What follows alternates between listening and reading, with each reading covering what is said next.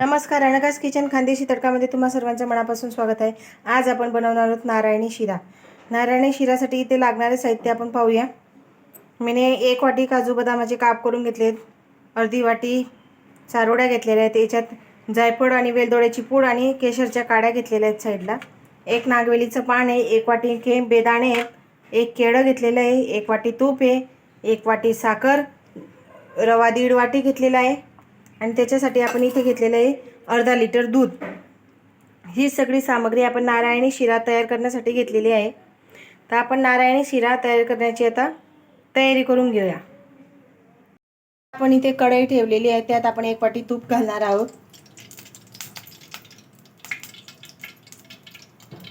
एकदम प्रमाणबद्ध शिरा बनवण्याची एकदम प्रसादाचा शिरा एकदम उत्तम तयार होतो। आता तूप तापलेलं आहे, आपण त्याच्यात 1 नागवेलीचं पान सोडणार आहोत। नागवेलीच्या पानाला तेलामध्ये असं छान असं क्रिस्पी होऊ द्यायचं आहे। आता आपण जे केळं घेतलेले त्याचे बारीक बारीक काप करून तुपामध्ये असे छान फ्राय करून घेणार आहोत। गॅस मंद आचेवर ठेवायचा आहे।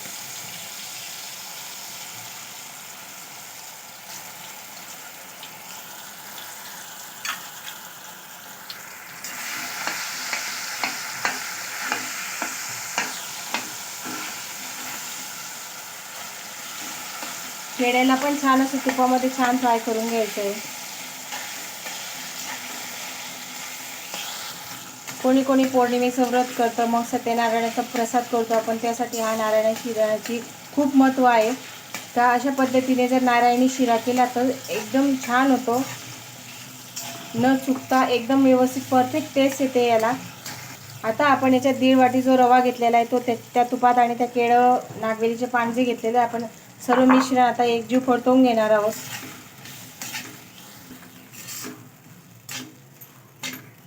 गॅस मात्र मंद आचेवरच ठेवायचा आहे आपल्याला। तूप सुटस तोपर्यंत आपल्याला असं व्यवस्थित रवा छान परतवून घ्यायचा आहे तुपामध्ये।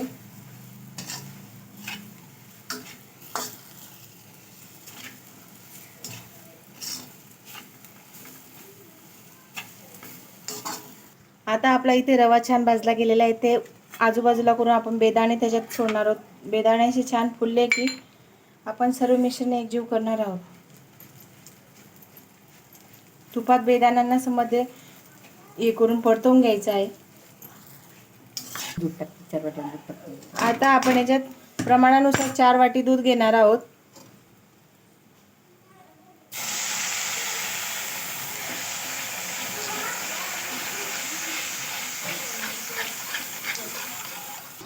आता आपला दूध याच्यात ॲड केलेलं आहे आपण। दूध सर्व व्यवस्थित आपण घट्ट होईस तोपर्यंत।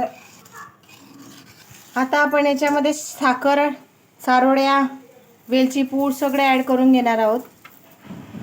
तर आपण केसर आणि वेलची पूड एकजीव करून घेणार आहोत। इथे कापलेले काजू बदामाचे काप पण आपण ॲड करून घेणार आहोत।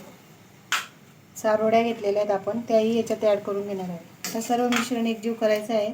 अशा पद्धतीने झटपट तयार झालेला आहे आपला नारायणी शिरा। तुम्ही पाहू शकता असा खमंग आणि छान वास आलेला आहे इथे।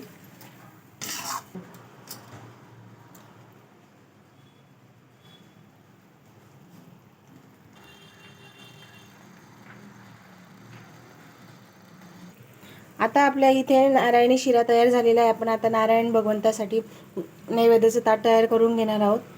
चला तर मग पुढच्या तयारीला लागूया। आता आपण नारायणाच्या प्रसादाची पूर्ण ताटाची तयारी केलेली नैवेद्याची। तुम्ही पाहू शकता की आपल्या नारायण भगवंताला आपण हा नैवेद्याचा ताट आता आपण दिलेला आहे।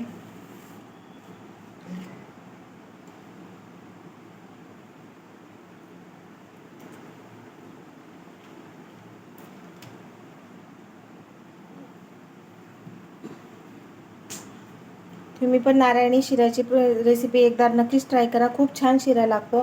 तसंच हा शिरा लहान मुलांसाठी, बाळंतीण बाईसाठी, गर्भवती महिलांसाठीही खूप पौष्टिक असतो। तुम्ही नक्कीच ट्राय करा।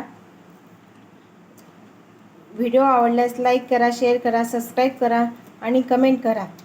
अशाच पुन्हा पुन्हा नवीन नवीन रेसिपींसोबत आपण भेटत राहणार आहोत। तोपर्यंत मस्त खा, स्वस्थ राहा। बाय।